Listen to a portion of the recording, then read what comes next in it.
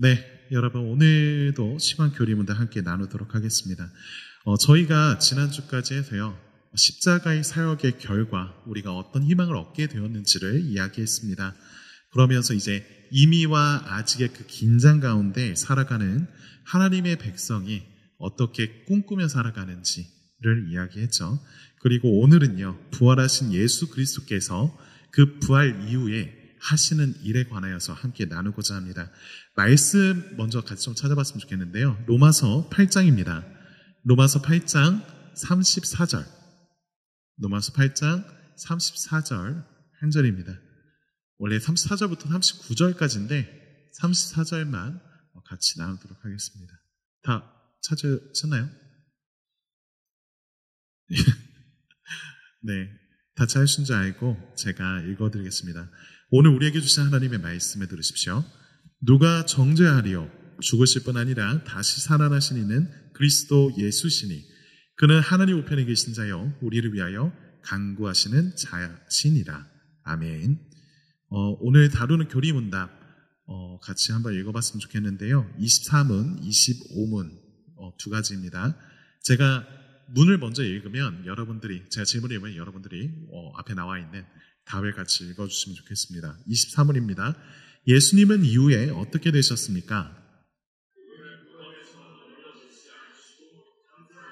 3일 만에 부활하셨습니다. 이는 그분이 죄를 지어서 죽으신 것이 아니라 우리 죄를 대속하기 위해 죽으셨기로 하나님께서 그분을 죽음에 머물러 두게 하시기 없기 때문입니다. 또한 그분은 하늘에 오르셔서 지금도 온 세상을 통치하고 계십니다. 25문입니다. 예수님은 지금 하늘에서 무엇을 하고 계십니까? 그분은 우리의 중보자로서 하늘에서 우리를 위해 기도하고 계십니다.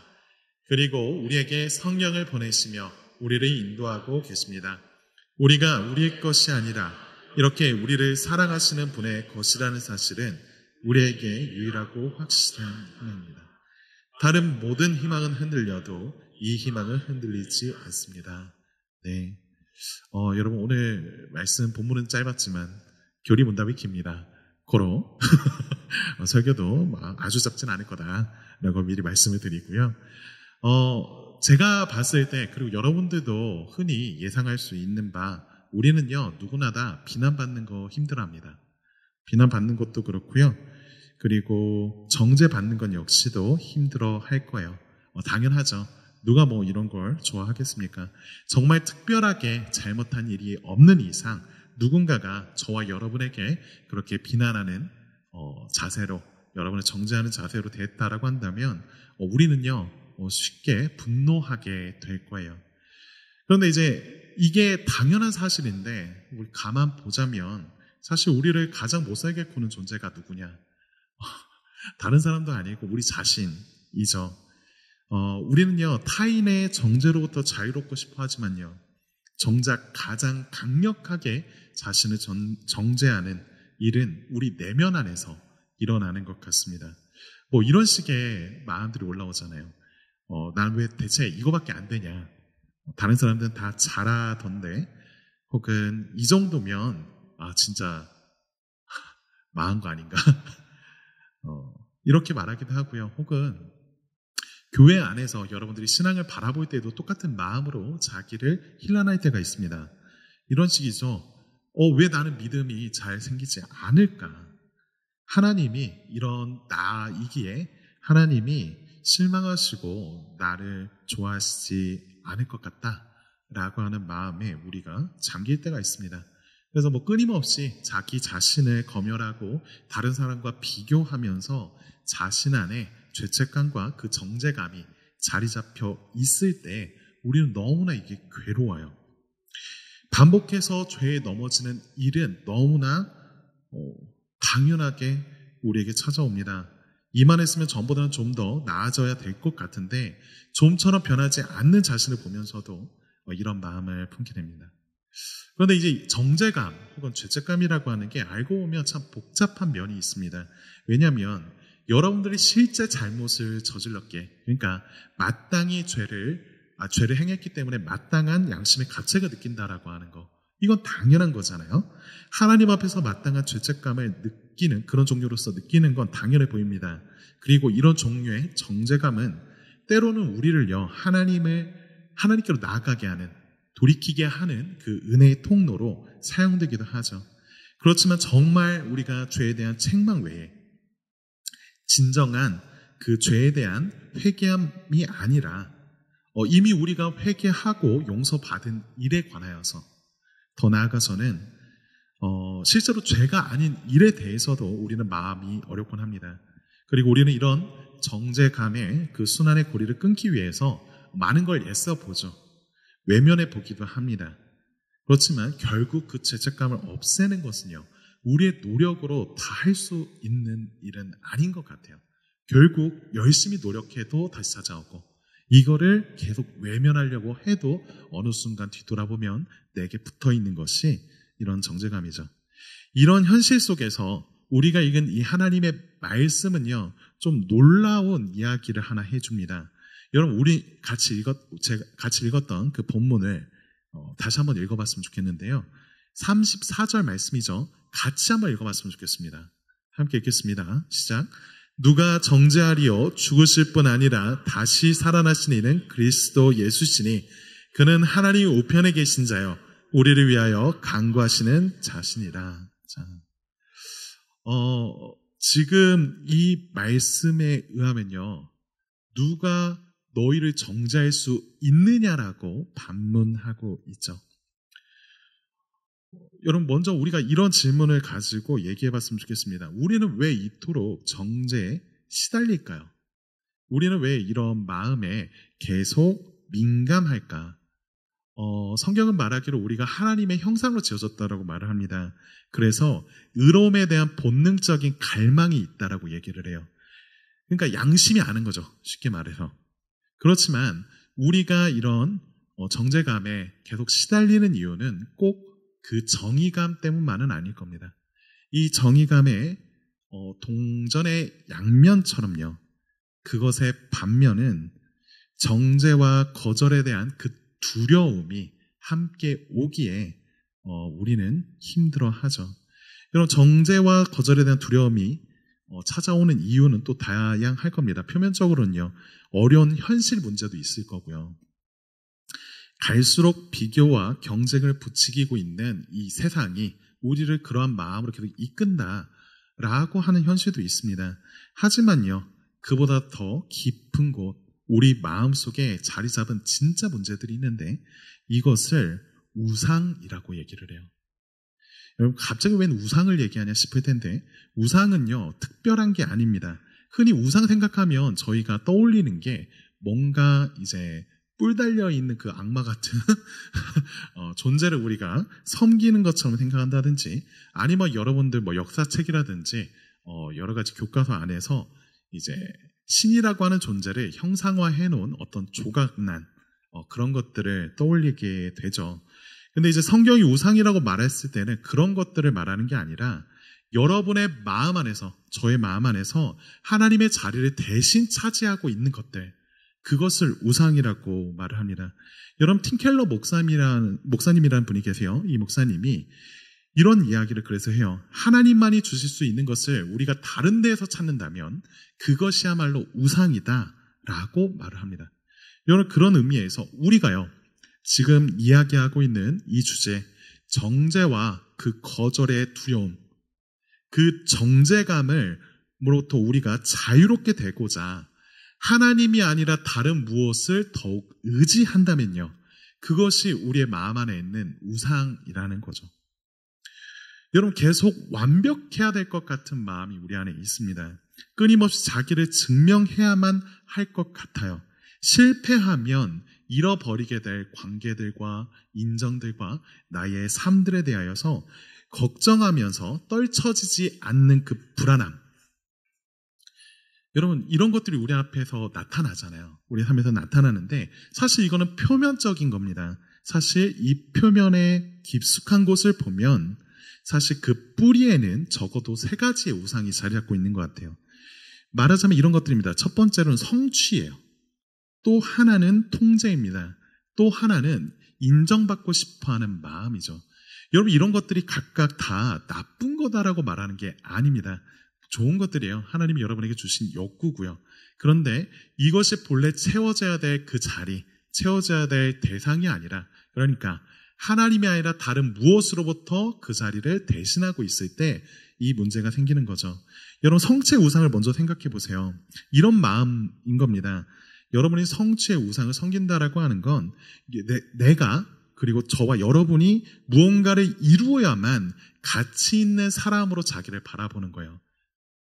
자기 자신에 대해서 이렇게 생각한 적이 없다라고 말할 수 있습니다. 하지만요, 다른 누군가를 보면서 그 사람이 이루어낸 성취의 정도에 따라서 그 사람을 인정하고 그 사람의 가치를 바라본다라고 한다면요, 우리가 이러한 믿음 가운데에서 바라보고 있는 거죠.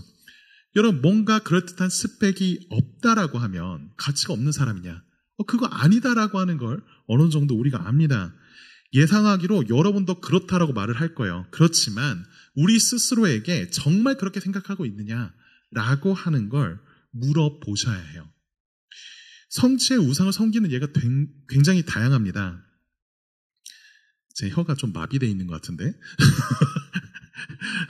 이렇습니다. 스스로 취업을 못하면요, 실패한 인생으로 여기는 거. 취업만이 아니죠. 여러분이 원했던 어떤 직장이라든지 여러분이 해내야 됐던 어떤 일들에 있어서 그것을 못하면 실패한 인생으로 여겨지는 거 있죠. 또 여러분들이 SNS 아침마다 그냥 습관처럼 켰던 그 인스타그램에서 이제 보다 보면요, 친구들이 이런저런 이야기들 올리지 않습니까? 꼭 내 눈에 걸리는 것들은 애들의 행복한 것들이에요. 이 친구가 열심히 공부했던 그것을 이제 이루어서 그 학교에 갔다거라든지, 아니면 나는 여전히 계속 여기에서 어디로 가야 될지 모르게끔 뺑뺑 도는데 이 사람은 이미 이것을 위한 어떤 진척된 진보를 보이고 있는 모습을 본다든지, 가족들과 사랑하는 사람들과 행복한 시간들을 보이는 모습들 역시도 마찬가지죠. 그런 모습을 보면서 그렇구나 하고 끝나면 좋겠는데 그거에 비하여서 나는 왜 이렇게 못났을까라고 하는 생각을 하죠.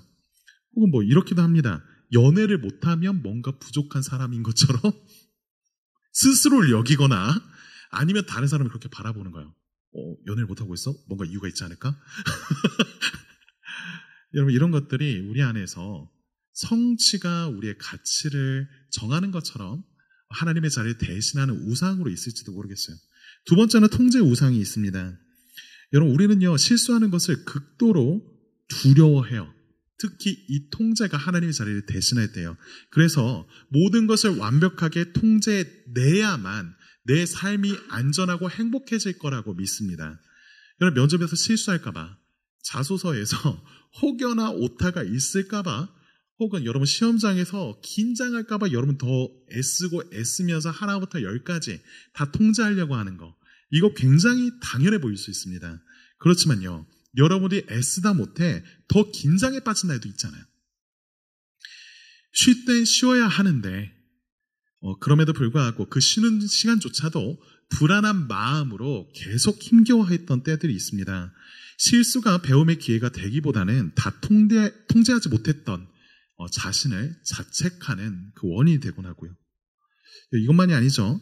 우리 마음에 이런 우상이 자리 잡을 때는요, 우리는요, 유연한 마음을 잃습니다. 말하자면 모든 상황에 대비해서 모든 가능성을 예상해서 그에 대한 계획을 세우고 통제하려고 합니다. 그런 중에 예상을 벗어나는 일이 있다. 미쳐버리죠.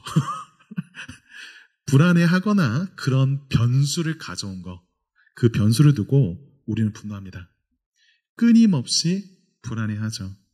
세 번째, 인정이 우리에게 우상이 될 때도 그렇습니다. 여러분, 인정이라고 하는 것이 하나님 자리를 대신할 때는요, 우리의 마음 안에 이런 마음이 차올라요. 다른 사람이 나를 어떻게 바라볼까? 다른 사람이 나를 어떻게 여길까라고 하는 마음으로 꽉 차게 됩니다. 그래서 다른 사람이 나를 인정해 주느냐 그렇지 않느냐, 다른 식으로 표현할까요? 나를 받아주느냐 그렇지 않느냐, 나를 좋아해 주느냐 그렇지 않느냐에 따라서 우리는요, 천국에 갔다가 지옥에 떨어지는 게 일상입니다. 계속 오가죠. 그러면서 견딜 수가 없습니다. 그러다가 이래본 적 있는지 모르겠는데 카톡의 프사를 또 사람들이 반응이 좋을 만한 것으로 한번 바꿔보고 인스타에 평범한 일상을 올리면서도 그곳에 사람들이 어떻게 반응하느냐라고 하는 것에 우리의 마음이 다 쏠립니다. 진로도 그렇고요. 취미마저도 남들이 보기에 인정해 줄 만한 것들을 찾아서 선택하려 하죠. 그렇게 우리는요, 부모님의 기대에 부응하기 위해서 또는 친구들에게 뒤처지지 않기 위해서 자신을 몰아세울 때가 있죠. 여러분, 얼핏 보면요, 이 세 가지가 너무나 당연해 보일 수 있습니다. 성취하는 것, 통제하는 것, 인정받는 것. 좋은 것들이잖아요. 중요한 것들입니다. 우리가 바랬던 것처럼요, 이것을 잘 이뤄낼 수 있다면 좋은 일이에요. 그렇지만 문제는요, 우리에게 그러한 능력이 없다라고 하는 거죠. 잠깐은 해내는 것처럼 보입니다. 분명 사람에 따라서 더 잘 해내는 사람들도 있는 것 같아요. 그렇지만 이 성취와 통제와 인정이 우리의 우상이 될 때 이 우상들은 만족하는 법이 없이 여러분들에게 한두 번의 인정받음으로, 한두 번의 성취로, 한두 번의 통제에 성공하는 것으로 끝내는 게 아니라 계속적인 성공과 완벽한 자기 증명을 요구할 거예요. 그 결과 뭐예요? 저와 여러분은 실수 없고 스스로를 다시 깎아내리는 자리에 가는 거죠. 여러분, 다시 말하면 이렇습니다. 제 언어로 표현하자면 이런 거예요. 성취와 인정의 우상은요, 저한테 이런 식으로 나타나요. 제가 설교를 충분히 잘 해내야만 소위 여러분에게 기억에 남고 여러분의 마음에 남는 그 설교를 해내야만 너가 괜찮은 좋은 목사인 거고 성도들로부터 사랑받을 거라고 속삭여집니다. 바쁜 일정 속에서 네가 얼마나 바쁜지 알겠지만 그럼에도 불구하고 그 시간을 충분히 잘 통제하고 사용해야만 그런 좋은 설교를 이뤄낼 수 있으니까 너 그것을 못해? 그러면 너는 좋은 목회자 아니야 라고 하는 생각이 찾아와요. 얼핏 보면 맞는 말처럼 보이는 이 생각들이요, 얼마나 저를 괴롭히는지 예상할 수 있을 겁니다. 여러분에도 이와 비슷한 생각들이 찾아올 거니까요. 더욱이 우상들이요, 그냥 이 하나만 나타나서 저를 괴롭히는 게 아니라 서로가 영향을 주잖아요. 얽히고 얽혀서 더 큰 비참에 우리를 몰아넣습니다. 시험에서 실패할까봐 두려워하면서요. 그러니까 내가 모든 것들을 다 통제하지 못함으로써 이루게 될 어떤 결과들을 어려워하면서 동시에 부모님의 기대에 미치지 못할까봐, 인정받지 못할까봐 불안해합니다. 더 나은 학교나 직업 혹은 연봉을 가지지 못했다는 것이 친구들에게 부끄러울까 걱정도 하고요. 완벽한 계획을 세우지 못해서 무능해 보일까봐 초조해하기도 합니다.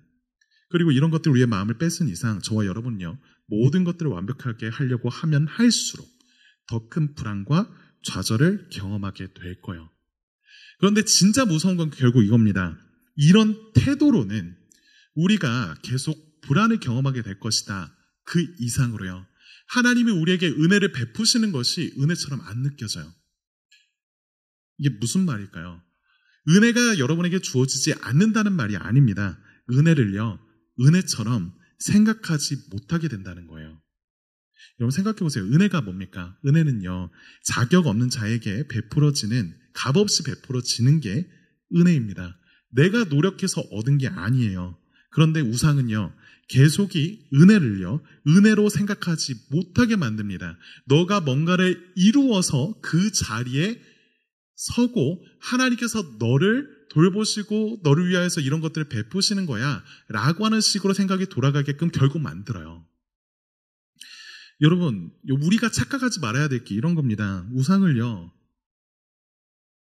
우리가 우상을 따른다라고 하는 것이 곧 저와 여러분이 교회 밖으로 나다니게 되는 것만을 의미하는 게 아니라는 거예요. 우상은요, 저와 여러분을 여전히 그 예배 자리 가운데 세울 겁니다. 누구보다도 열심히 교회 생활을 하게 만들 거예요. 그러면서 그 우상은 우리 자신이 하나님 앞에서 성취하고 우리 자기 자신을 통제하고 하나님께 통제해야만 우리 자신이 하나님께 인정받고 사랑받을 수 있다는 듯이 생각하고 행동하게 만들 겁니다. 행복을 대가로 얻고자 하나님을 향해 열심히 달려보지만요, 결과적으로 하나님과 멀어지게 만들어지는 게 이 우리의 마음 안에 있는 근원적인 우상의 문제라는 거죠. 자, 이게 우리의 현실이라면요, 대체 우리에게 필요한 건 뭡니까? 저와 여러분이 이런 마음의 뿌리, 우상으로부터 자유로워지기 위해서 뭐가 필요할까? 그것은요, 우리의 가치를 우리의 성과나 자기 통제, 다른 사람의 인정에 두는 게 아니고 그보다도 더 근본적인 것에서, 더 위대하고 놀라운 것에서 찾아야 된다라고 하는 걸 깨달을 때, 그때 우리는 자유로워지는 것 같아요. 그래서 이 앞에 이야기 길었어요. 그래서 예수님이 이 땅에 오신 거예요. 예수님이 이 땅에 오셔서 자기를 나타내시고 보이신 그 모든 일들, 그것을 우리는 좋은 소식, 복음이라고 말합니다. 여러분, 복음의 기쁜 소식은요, 단지 그리스도가 우리의 죄를 위해서 대신에 형벌을 받으셨다라고 하는 것이 전부가 아닙니다. 예수님이요, 다시 사셨다라고 하는 이야기가 예수님의 죽음 이후에 곧 이어서 나타나요. 십자가의 죽음뿐 아니라 그 부활의 소식까지 우리에게 들려질 때, 그것을 신뢰하고 의지할 때, 그때 비로소 저와 여러분요, 정죄감으로부터 해방될 수 있어요. 여러분, 이런 면에서 예수님의 부활을요, 단순히 2000년 전 역사적으로 일어났던 사건 정도로 받아들이는 것을 끝내면 안 됩니다. 여러분, 이것도 대단한 거예요. 예수님께서 죽으셨는데 그 죽으신 존재가 다시 살아나셨다, 이게 역사적으로 사실이다, 이걸 믿는다라고 한다면 이것만으로도 굉장히 커다란 대단한 믿음을 갖는 것처럼 보이잖아요. 그렇지만요, 여러분이 그것이 우리 자신과 어떤 상관이 있는지를 바라보면서 우리의 삶에 적용하지 않잖아요. 그 사실은 있지만 나와 상관없는 2000년 전 사실로서 그냥 남겨지고 끝날 수도 있는 겁니다. 여러분, 예수님의 부활은요, 그런 역사적인 사건이 전부가 아니라 더 나아가서 우리의 모든 정죄로부터 자유롭게 하고자 하시는 하나님의 해방 선언이 이루어진 게 그 부활의 사건이에요. 여러분, 그래서 오늘 말씀에서 바울이 얘기하는 거예요. 누가 정죄하리요? 죽으실 뿐 아니라 다시 살아나신 이가 그리스도 예수 아니시냐? 말하죠. 누가 정죄하느냐 하면서 끄집어내는 가장 우선된 이야기가 뭐예요? 예수님이 부활하셨다는 겁니다. 예수께서 죽으셨을 뿐 아니라 다시 사셨다는 그 일이 우리를 그 정죄로부터 자유롭게 만든다라고 외치고 있는 거죠. 여러분, 예수님께서 십자가에서 하신 일이 뭐예요? 죄인을 대신해서 형벌을 받으신 거죠. 그러면요, 부활은 뭡니까? 부활은 대체 뭘 증거하고 있죠? 하나님께서 그리스도의 그 죽음을 완전한 대속물로 받아들이셨다라고 하는 걸 얘기합니다. 여러분, 이 말이 좀 어려울 수 있어요. 달리 말하면 이런 표현이에요. 저와 여러분에 대한 그 예수 그리스도를 의지하고 그를 사랑하는 모든 자들에 대한 모든 정죄가 끝났다라고 하는 선포가 그 부활의 일로서 나타난 거예요. 여러분, 예를 들어서 여러분이 법정 드라마 좋아하시나요? 최근에 법정 드라마 가장 핫했던 게 뭐라고? 굿 파트너. 자꾸 굿 와이프가 떠올랐는데 이게 아닌 것 같아가지고. 굿 파트너 여러분 좋아하셨죠? 굉장히 자극적이고 한 그런 드라마였던 것 같은데, 결국 여러분 그 법정 드라마 보면요, 법정에서 최후의 끝끝내 결국 이루어진 일이 뭐예요? 판사가 최종적으로 선고 내리는 거잖아요. 그러면 그 판사의 최종적인 선고가 무죄였다라면요, 그 순간 피고인은요, 그 이전에 달라붙었던 모든 죄목들에서 자유로워집니다. 더 이상 그 죄목으로는 정죄받지 않는 게 맞아요. 지금 예수님께서 부활하셨다라고 하는 것도 그런 선언과 같습니다. 예수님께서 저와 여러분을 대신하셔서 그 형벌을 받으셨기 때문에, 속죄하셨기 때문에 그가 보증하고 있는 이들에 대한 모든 정죄는 끝났다라는 거죠. 여러분, 이것만이 다가 아니에요. 부활은요, 더 크고 위대한 의미를 갖고 있습니다. 부활 사건은요, 예수님이 하나님이시기 때문에 시간이 다 되어서 이제 내가 일어나야지 하고 일어난 게 아니에요. 이렇게 착각하는 경우가 되게 많아요. 그분 하나님이시라면서 그분이 나중에 부활할 거 알고 계셨을 거 아니야. 그러니까 3일 정도 버티시다가 이제 때가 됐다 해가지고 일어나신 거 아니냐라고 생각하지만요. 여러분, 예수님은요, 완전한 하나님이면서 완전한 인간으로 이 땅에 오셨습니다. 그분은요, 십자가에 달려 돌아가실 그때에 온 우주를 다스리시는 하나님이셨지만 그 죽음의 자리에서 진정 죽음을 당한 건 완전한 인간이지, 하나님의 그 능력을 가지고 좀 버티고 그래도 좀 괜찮네 라고 했던 게 아니라는 거예요. 그분이 다시 살아나는 것도 마찬가지죠. 여러분, 어떤 인간이요 죽었다가 자기 스스로 이제 일어나야겠다 하고 일어날 수 있어요? 없죠. 죽으면 못해요. 그런 그분이 다시 살아나셨다라고 하는 것은요, 자신의 능력과 힘으로, 그 인간됨으로 그분이 일어나셨다라고 하는 게 아니라 성부 하나님이, 성령 하나님을 통해서 그분을 살리신 겁니다. 왜 살리셨을까요? 하나님이 정의로우신 분이기 때문에 그래요. 여러분, 예수 그리스도께서 죄인을 대신해서 죄인으로서 죽으셨다라고 하는 것은 맞지만요, 실제 예수님은요, 한 번도 죄를 지은 적이 없던 분이십니다. 그러면요, 하나님이 정의로운 분이라면서요.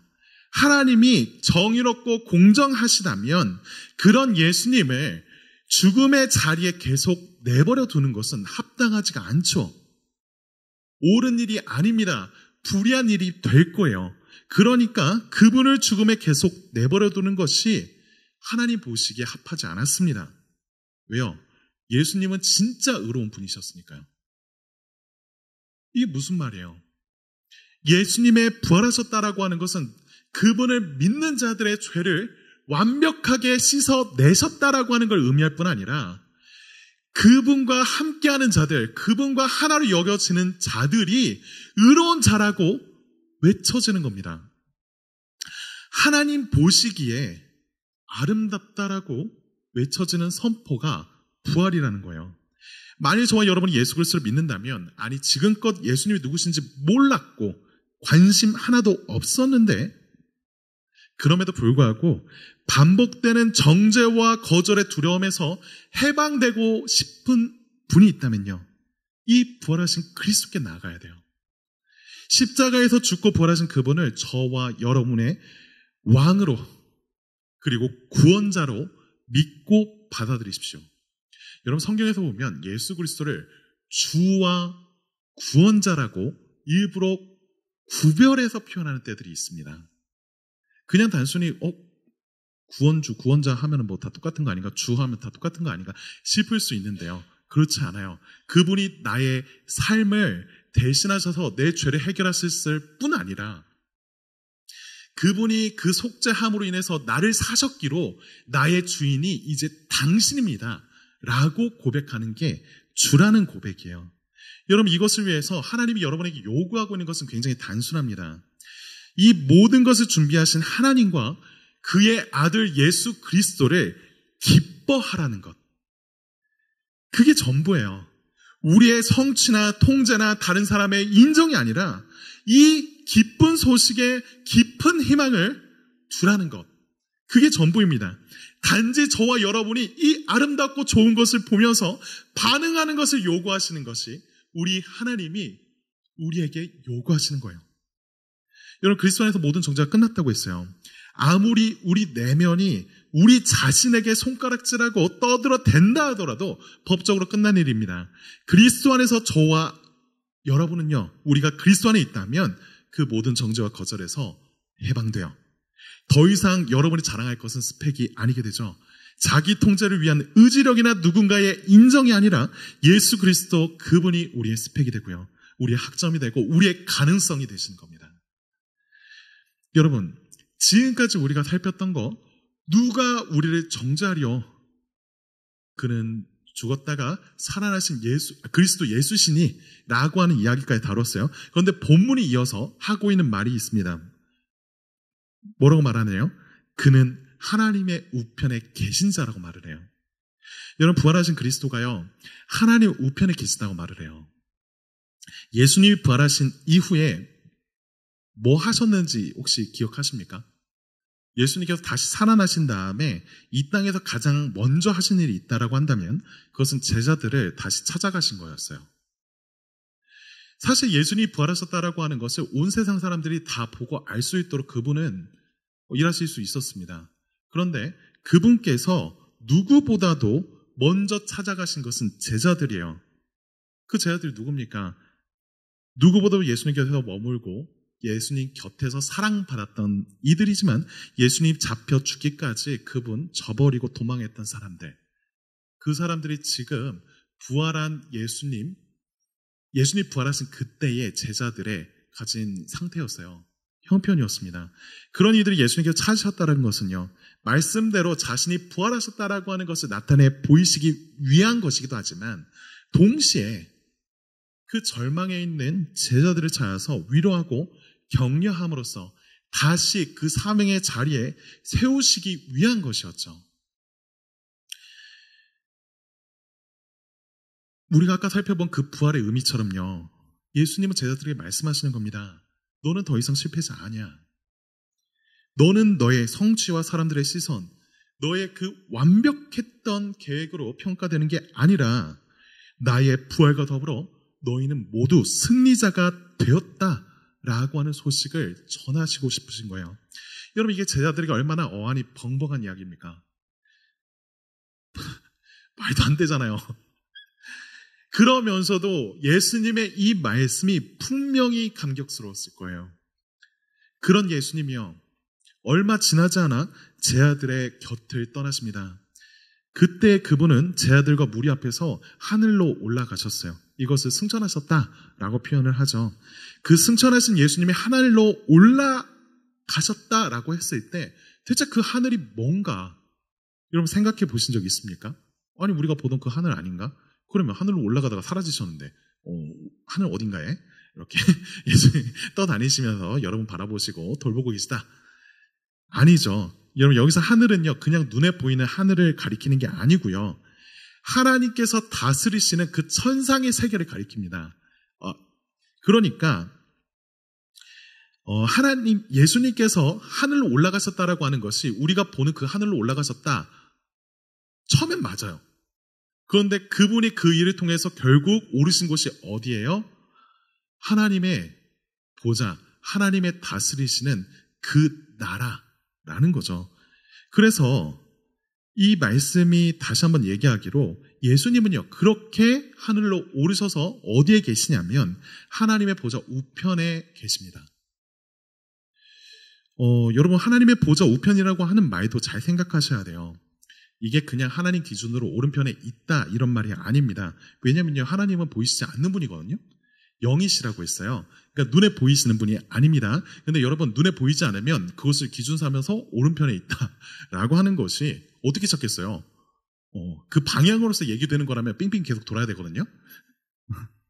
그렇게 찾으시면 안 돼요. 나중에 천국 가서 하나님 저기 계시구나, 하나님 우편 저기, 못 찾습니다. 그렇게 못 찾아요. 차라리 예수님 먼저 보고 왼편에 하나님인가? 이렇게 바라보시는 게 더 나을 수도 있어요. 그렇지만 여기에서 오른편이라고 하는 말, 하나님의 보좌 우편에 계시다라고 하는 말은 무슨 뜻이냐면, 여러분, 오른팔이라고 하는 말 알아요? 준혁이의 오른팔. 뭐 저 팔 말하는 게 아니라 예를 들어 배목사의 오른팔, 뭐 이런 식의 표현들이 어떤 느낌을 가지는지 여러분 알 겁니다. 당시에도 그랬어요. 왕의 보좌 오른편에 어떤 존재가 섰다. 그건 무슨 뜻이냐면 왕과 동등한 권위를 가지고 능력을 행사하는 존재를 가리키는 말이었습니다. 그러니까요, 예수님이 하나님의 우편에 계시다는 말도 그런 말이에요. 부활하신 예수님이요, 생각해보면 공간을 그냥 오다니실 수 있는 분이셨습니다. 여러분 기억하시나요? 예수님께서 부활하신 다음에 저 이 장면이 굉장히 좀 놀라운데, 제자들을 찾아가셨을 때 제자들이 같이 모여 있었거든요. 그리고 이제 제자들이 쫄아가지고 문을 닫고 그렇게 있었어요. 그러니까 예수님이 문을 두드리세요. 그러니까 이제 종이 먼저 나가가지고 예수님이네 하고 제자들한테 알립니다. 자, 예수님 두드리셨어요. 근데 좀 지나면 예수님이요, 문을 통과하세요. 이거 재밌지 않습니까? 아니, 통과하실 수 있는 분이 왜 굳이 바로 통과하지 않고 문을 두드리셨을까? 라고 하는 생각을 하게 되잖아요. 적어도 그 이야기를 뭐 지금 자세하게 하진 않겠지만 적어도 예수님의 몸이 지금 우리가 보고 있는 몸과 어떤 연결되는 지점은 있지만 이 세상의 어떤 물리적인 법칙에서 또 자유로워지는 어떤 면이 있겠다라고 하는 우리가 본단 말입니다. 그러니까 이 얘기를 하기 위해서인데 예수님이요 맘먹고 하나님의 우편에 가시려 하셨으면요 뿅 하고 가시면 돼요. 그냥 바로 움직이셔도 됩니다. 그런데 그 예수님이 제자들 다 보는 데에서 야, 나 이제 간다 라고 하는 이야기를 이렇게 모여있는 상태에서 하시면서 그 하늘로 오르셨다 라고 하는 것은요, 예수님이 이것을 통해서 제자들에게 가르쳐주고 싶은 게 있는 거죠. 일부러 보이고 싶은 게 있는 겁니다. 뭘 보이고 싶어요? 하늘로 날아가는 거? 아니잖아요. 그 하늘로 오른다라고 하는 게 어떤 의미인지를 나타내 보이기 위해서 예수님이 지금 의도적으로 연출하고 계신 거예요. 단지 하늘로 가셨다가 아니라 부활하신 그리스도께서 하나님의 나라, 그 보좌 우편에 서신 바, 그분이 왕으로서 즉위하셨다라고 하는 것을 사람들에게 나타내 보이는 겁니다. 여러분, 이걸 승귀라고 불러요. 어렵죠, 말이? 한자로 무슨 뜻이냐면 올라갈 승,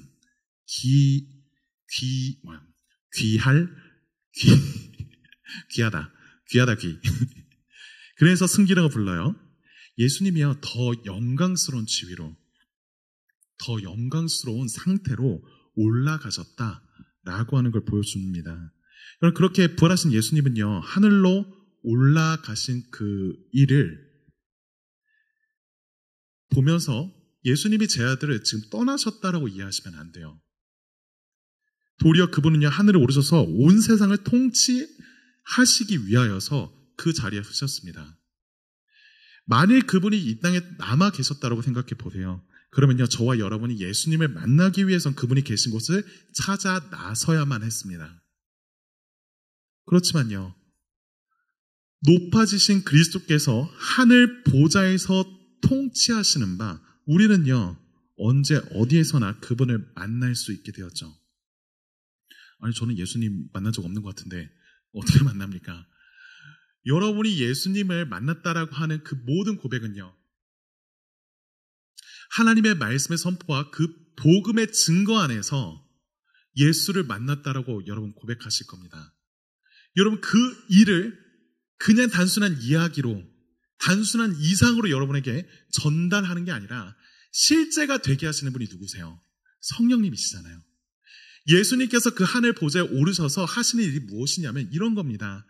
당신의 영을 보내시는 거예요. 이건 제자들에게도 이전부터 계속 가르쳤던 바예요. 내가 하늘로 올라간다고 해서 너희도 너무 걱정하지 마. 이것이 너에게 슬픔이 될 줄 안다. 그렇지만 내가 올라가야 보혜사의 영이 너에게 임할 것이라고 말씀하세요. 하나님께서 예수 그리스도를 당신의 우편 가운데 높이시사 하시는 일은 저와 여러분을 떠난 게 아니라 저와 여러분의 가까이에 우리도 알지 못하는 그 내면의 깊숙한 곳에서조차 함께 하시기 위하여서 그 자리에 서셨다는 거죠. 우리는 그 그리스도의 영이신 보혜사 성령 하나님을 통해서 말씀으로 인도함을 받고 복음을 깨닫고 그 예수님을 만나게 됩니다. 여러분 여기서 보혜사라고 하는 말에 대해서 좀 설명을 드릴게요. 보혜사라고 하는 말이 무슨 뜻이냐면 이런 뜻입니다. 변호사라고 하는 뜻에 가까워요. 또 다르게 번역하면 위로자라고 하는 뜻입니다. 그러니까 예수님께서 하늘에서 하늘 보좌에서 통치하시면서 하시는 일, 당신의 영을 우리에게 보내시는데 그 영이 어떤 일을 하시는 분이시냐? 변호하시는 분이세요. 그분이 우리 가운데 가까이 오셔서 무슨 일 행하시나? 위로하신다는 거예요. 그런데 성령님을 향하여서 예수님이 보혜사라고 불렀잖아요. 근데 제자 요한은 또 한편으로 예수님을 바라보면서요 보혜사라고 부르십니다. 요한일서 2장 1절에 그래서 이렇게 고백을 해요. 나의 자녀들아 내가 이것을 너에게 쓰면 너희로 죄를 범하지 않게 하려 함이라. 만일 누가 죄를 범하여도 아버지 앞에서 우리에게 대언자, 우리에게 보혜사가 있으니 곧 의로우신 예수 그리스도시라. 아니 보혜사라고 안 하고 대언자라고 했던 것 같은데 왜 그걸 바꾸시나요? 똑같은 단어예요. 파라클레이토스라고 하는 똑같은 단어입니다. 여러분 그러면 정리해 볼게요. 지금까지 이야기가 대체 우리랑 뭔 상관이 있을까요? 여러분 부활하신 그리스도께서 그를 믿는 자들의 모든 의로움이 되신다라고 말을 했습니다. 하늘의 법정에서 이미 판결이 내려졌기에 그를 믿는 자들이 아무리 그 죄 가운데 연약함으로 실패하고 쓰러질지라도 법적으로 이미 끝난 이야기라고 했어요. 저와 여러분이 그걸 알고 있지만요. 우리는요 또 넘어집니다. 그러면서 의심하게 되는 게 우리의 일반이죠. 하나님 진짜 이런 나를 사랑하실까? 나 똑같은 죄 또 넘어졌는데 그러면 하나님이 나를 사랑하시기에 나는 합당하지 않은 건 아닌가? 나는 이 일에 있어서 너무나 무력하다. 할 수 있는 게 없다. 하나님을 사랑하는 것처럼 보이지도 않는다. 이 마음이 내 안에 들끓는 걸 하나님이 아실 텐데 그 하나님이 나를 사랑하신다라고 하는 것, 그 하나님이 나를 의롭다라고 하는 게 이게 가당키나 하나? 내가 봐도 내가 너무나 못 믿었고 별로인데 나보다는 저 사람이 더 낫겠는데 라고 하는 그 비교 속에서 자기 연민과 죄책감이요 계속 찾아와서 우리를 괴롭히는 게 우리 일반이잖아요. 그러면서 하나님이 아닌 다른 우상들로서 그 만족을 채우라고 요구할 때요. 예수님은 보좌 우편에 서셔서 자기에 맡겨진 양들을 위하여 변호하고 계시고 위로하고 계시다는 거예요. 그게 그분이 하늘 위에서 행하고 계시는 중보의 사역입니다. 여러분 솔직히 우리가 우리 자신을 변호하는 일에 있어서 우리는요 그렇게 적합한 사람들이 아닙니다. 기본적으로 내가 죄인인데 내가 뭘 변호해요. 내가 용서받아놓고 또 죄를 범하는 사람인데 내가 얼마나 나를 탁월하게 변호한다고 해서 변호할 수 있겠어요. 이 모든 일들에 대해서 들어서 알고 있고 하나님께서 이 복음의 은혜의 시스템을 가지고 우리를 돕고 섬기신다라고 하는 걸 알지만 그거를 기계적으로 가져와서 나한테 적용하는 거 안 된다라고 하는 거 알잖아요. 법적으로 문제 없다지만 찔리고 딱히 뭘 내세울 것도 없으니까요. 그런데 그런 우리에게 이 우주에서 가장 유능하고 능력 있는 변호사가 붙었다라고 한다면요. 이야기가 좀 달라집니다. 우리는 안심할 수 있어요.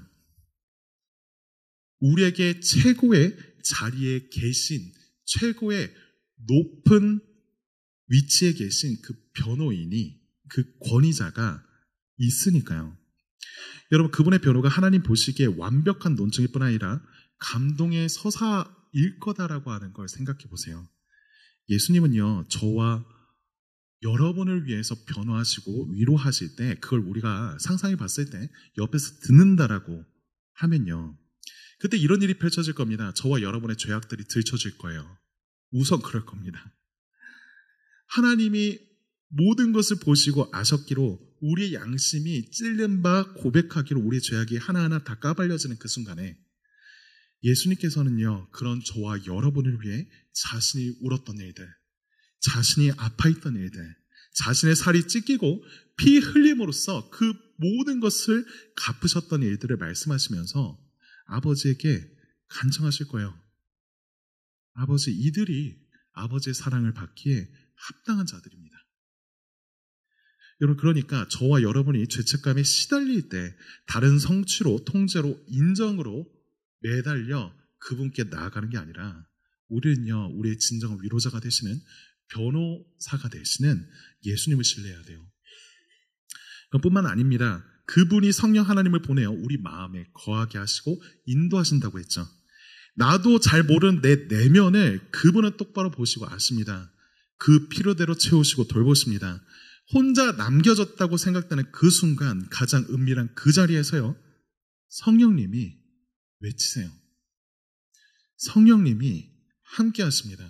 여러분 아프면요 이런 경험을 하게 돼요. 아프면 힘들잖아요. 근데 좀 힘들 때에는 볼멘 소리도 하고 짜증도 나고 막 그렇거든요. 근데 진짜 아프잖아요. 아무것도 못해요. 아무것도 못합니다. 여러분 그때 소망이 되는 것 가운데 하나가 이것임을 저는 발견합니다. 나는 아무런 말을 할 수 없을 정도로 그냥 고통에 몸부림치고 있어요. 근데 그런 나를 위해서 돌보시는 이가 있다고요. 내가 나를 돌보지 못할 때에도, 내가 나를 위하여서 변호할 것이 하나도 남지 않았을 때에도 가장 확실한 증거를 가져오셔서 여러분이 사랑받기에 마땅하다라고 외치시는 그분이 우리의 변호사이시고 우리가 의지해야 될 분이라는 거죠. 여러분, 그리스도를 믿는 자에게 부활과 그 이유는요, 결코 홀로인 적이 없습니다. 정죄와 거절의 두려움에 폭풍처럼 몰려오는 그때에도요, 그리스도는 당신의 양들을 감싸 안은 채 우리와 함께 하세요. 우리가 면접장에 들어갈 때, 시험 보러 갈 때, 발표를 할 때, 다시 또 넘어졌을 때 여러분 혼자가 아닙니다. 하나님의 우편에 계신 예수님이요, 저와 여러분과 함께 하십니다. 그분이 여러분의 편이 되셔서 가장 올바른 길로서 우리를 돌보시고 이끄실 거예요. 여러분, 다시 한번 말씀드릴게요. 변호사를 선임하면요, 우리가 무슨 말을 해야 될지 걱정할 필요 없습니다. 그쵸? 이제 변호사가 있는데 내가 이것을 얼마나 잘 안다고 변호하겠어요. 근데 그 변호사가 정말 유능하고 승률 100%다. 다른 생각할 필요 없죠. 그에게 다 맡기면 됩니다. 우리 자신을 변호하기 위해서 더 이상 준비하지 않아도 된다는 거예요. 여러분이 잠들어 있을 때, 여러분이 공부할 때, 지쳐서 한숨 쉬고 있을 때 예수님은요, 쉬지 않고 저와 여러분을 위해 간구하고 계십니다. 마지막 이야기예요. 여러분, 물론 우리의 현실은요, 여전히 별로처럼 보일 수 있습니다. 계속 취업은 안 되고요. 원하는 직장에, 원하는 학교에 못 갈 수도 있죠. 시작한 사업이 망할 수도 있고요. 시작했던 연애가 실패할 수도 있습니다. 끔찍하죠. 하지만 그 어떤 것도요, 우리의 가치를 결정짓게끔 내버려 두지 마세요. 여러분은 이미 예수 그리스도의 완벽한 의로 인정받은 사람입니다. 그렇게 자유하십시오. 그리스도께서 부활하시면요, 우리가 이런 것들로부터 더 이상 매이지 않게 하시기 위하여서 그분이 부활하셨으니까요. 우리는 더 이상 완벽함으로 자기 자신을 속박하지 않아도 됩니다. 그저 있는 모습 그대로 그분께 나아가면 돼요. 여러분의 하루하루가 오늘이 쉽지 않다라고 하는 걸 압니다. 애써 버텨주셔서 고마워요. 그렇지만 다시 한번 말씀드립니다. 그리스도를 의지하십시오. 보다 정확히 말씀드리면요, 그분과 그분이 하신 일을 기뻐하세요. 만일 저와 여러분이 그리스도의 아름다움에 매료되면요, 우리는 실패와 약함을 인정하면서도 절망하지 않을 수 있습니다. 끔찍한 죄악들에 분노하고 아파하면서도요, 그러한 현실 속에 놓여져 있는 다른 이들을 긍휼하게 여기게 될 겁니다. 여전히 우리는 매번 실패할 수밖에 없는 자처럼 보이지만, 그런 우리를 위해서 하늘 보좌에 오르신 그리스도를 바라보면서요, 우리는 오늘 우리가 읽었던 성경 말씀처럼요, 진실하게 고백할 수 있을 거예요. 오늘 말씀을 다시 한번 읽어드리겠습니다. 누가 정죄하리요? 죽으실 뿐 아니라 다시 살아나실 이는 그리스도 예수시니 그는 하나님 우편에 계신 자요 우리를 위하여 간구하시는 자신이라. 이어진 말씀 조금 읽고 마칠게요. 누가 우리를 그리스도의 사랑에서 끊으리요? 앞에서 그 보좌 우편에 서신 부활하신 그리스도가 우리의 편되심으로 이렇게 고백할 수 있는 거죠. 누가 우리를 그리스도의 사랑에서 끊으리요? 환난이나 공고나 박해나 기근이나 적신이나 위험이나 칼이랴. 기록된 바 우리가 종일 주를 위하여 죽임을 당하게 되며 도살당할 양같이 여김을 받았나이다 함과 같으니라. 그러나 이 모든 일에 우리를 사랑하시는 이로 말미암아 우리가 넉넉히 이기느니라. 그럼 여기서 고백이 이렇죠. 우리가 어떻게 이깁니까? 우리가 잘 버텨내서 잘 해내서 아니고요. 우리를 사랑하시는 분이 있기에, 그분이 진짜 우리를 사랑하셨기에 우리는 어떠한 외부의 핍박에서도 우리 내면에서 들려오는 정죄함에 있어서도 우리는 해방감과 자유함을 누릴 수 있게 됩니다. 이 예수께로 나오십시오. 이분을 즐거워하십시오. 우리 같이 기도하였으면 좋겠습니다.